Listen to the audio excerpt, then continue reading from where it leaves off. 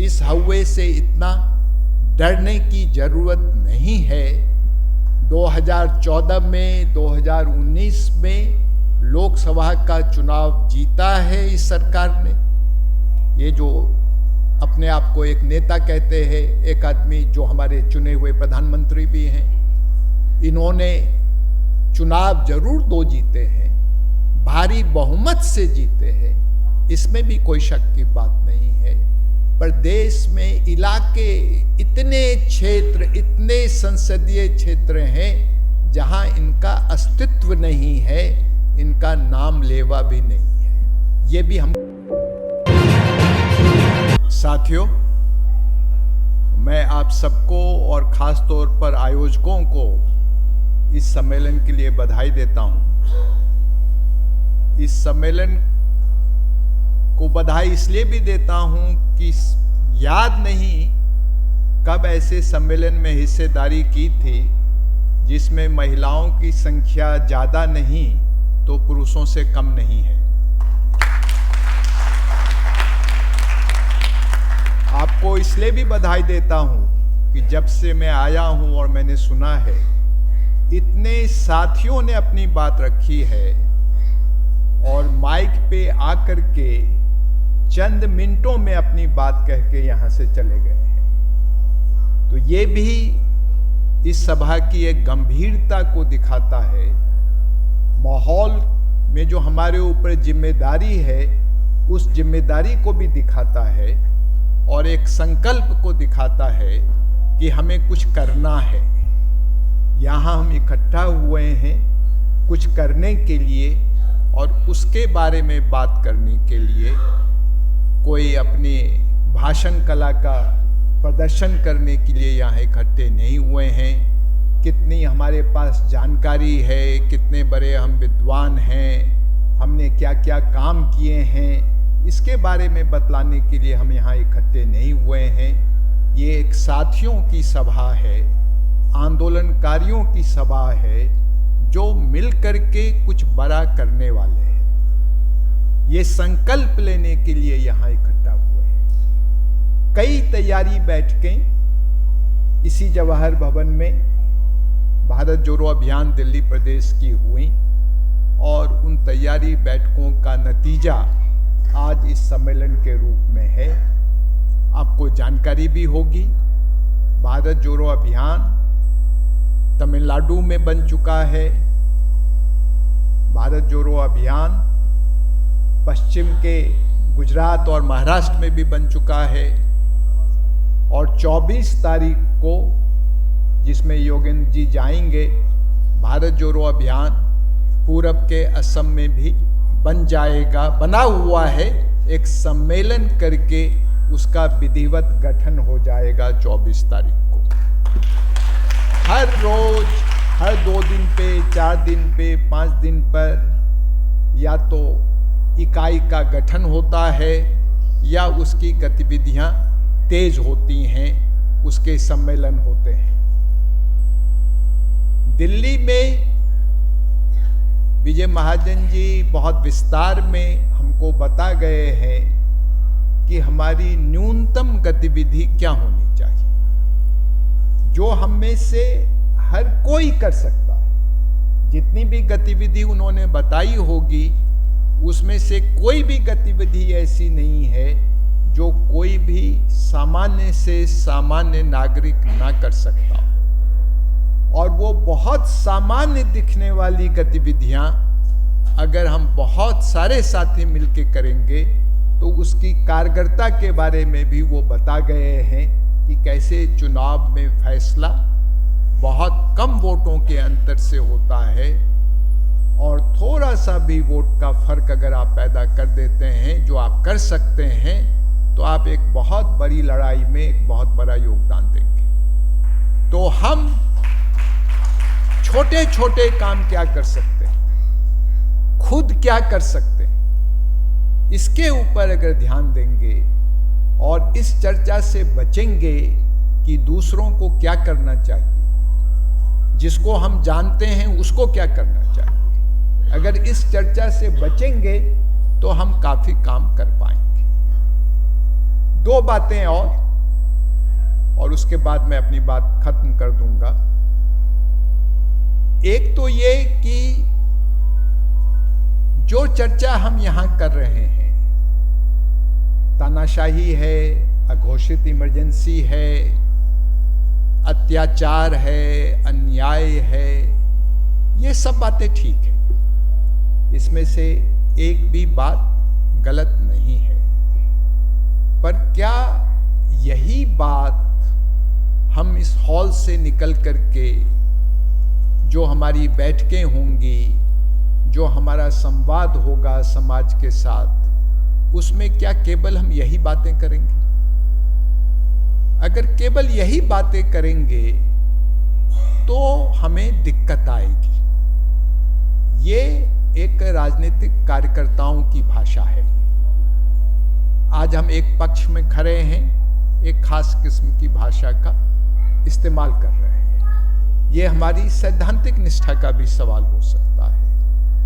पर जो हमारा टारगेट है, जहां हम पहुंचना चाहते हैं, एक सामान्य मतदाता के पास, वो सामान्य मतदाता जब वोट देने जाता है तो उसके सामने क्या सवाल होते हैं, इसके बारे में अगर हम समझदारी नहीं बनाएंगे, इसको अगर हम समझना नहीं चाहेंगे, एक राजनीतिक कार्यकर्ता के नाते अगर हम अपना दायित्व ये समझते हैं कि हमको समझाना है, हमको अपना संदेश लेके जाना है, तो हमारी कारगरता नहीं बनेगी। कोई वजह नहीं है कि हमारे पड़ोस में रहने वाला आदमी हमको अपने आप से ज्यादा समझदार समझे या हमारे विचार को वो अपने विचार से बेहतर समझे। इसका कोई कारण नहीं। ये भ्रम हमको नहीं पालना चाहिए कि चूंकि हम जलसे में आते हैं, किसी संगठन के सदस्य हैं, कुछ बड़े नेताओं से मिलते हैं, कुछ बड़े बुद्धिजीवियों की बात सुनते हैं, इसलिए हम कुछ ऊपर हो गए हैं और हमारा पड़ोसी जो मैकेनिक है, जो अपनी दाल रोटी में लगा रहता है, वो समझदारी में हमसे कुछ नीचे है। ऐसा हमको नहीं सोचना चाहिए। अपने बारे में वही फैसला लेगा और अपने बारे में जब वो फैसला लेगा तो वो अपने अनुभव के आधार पर लेगा। अपनी बात कहने से ज्यादा जरूरी है उसकी बात को समझना, उसके दुख दर्द को समझना। अगर उसको हम समझ पाएंगे और उसके दुख दर्द के किसी हिस्से से हम अपने आप को जोड़ पाएंगे, तब तो हमारा मिशन सफल हो सकता है।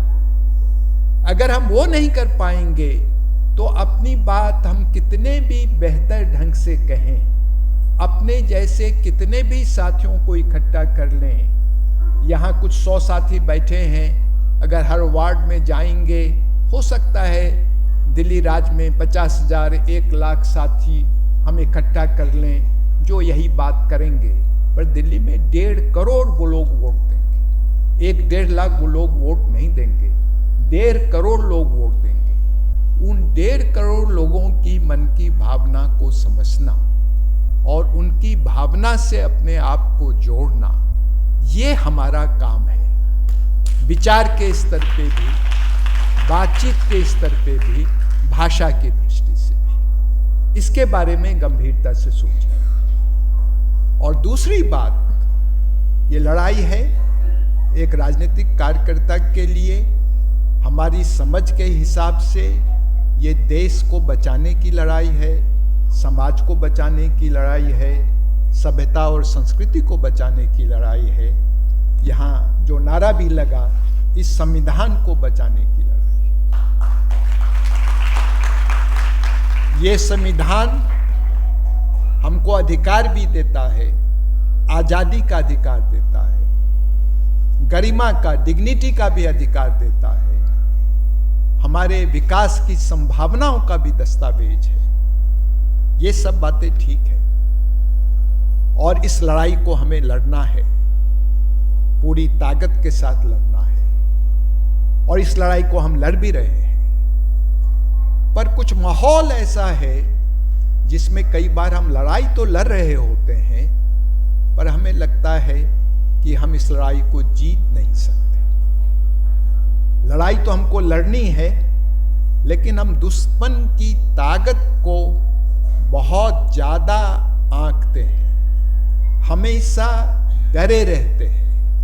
हमेशा लगता है कि अब पता नहीं क्या कुटिलता हो जाएगी, पता नहीं कौन सा दौ खेला जाएगा। कोशिश तो हम करेंगे, पर शायद जीत नहीं पाएंगे। अपने दिमाग से इस बात को बिल्कुल निकाल दीजिए। ये एक हवा है, इस हवे से इतना डरने की जरूरत नहीं है। 2014 में, 2019 में लोकसभा का चुनाव जीता है इस सरकार ने। ये जो अपने आप को एक नेता कहते हैं, एक आदमी जो हमारे चुने हुए प्रधानमंत्री भी हैं, इन्होंने चुनाव जरूर 2 जीते हैं, भारी बहुमत से जीते हैं, इसमें भी कोई शक की बात नहीं है। पर देश में इलाके, इतने क्षेत्र, इतने संसदीय क्षेत्र हैं जहां इनका अस्तित्व नहीं है, इनका नाम लेवा भी नहीं है। ये भी हमको भूलना नहीं चाहिए।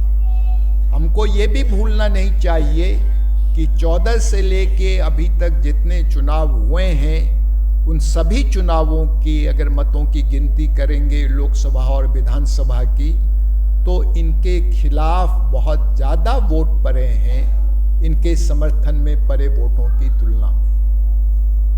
एक ही जगह में, एक ही राज्य में, एक ही मतदान के क्षेत्र में अगर लोकसभा चुनाव में इनको वोट दिया है, उसी वोटर ने विधानसभा चुनाव में उनको वोट नहीं दिया है। तो ये जो एक आतंक है, और हम अपने मन में इस चीज को बिठाए हुए हैं कि लोग तो इनके पीछे पागल हैं और हम कुछ लोग इनके खिलाफ लड़ाई लड़ रहे हैं, ऐसा नहीं है।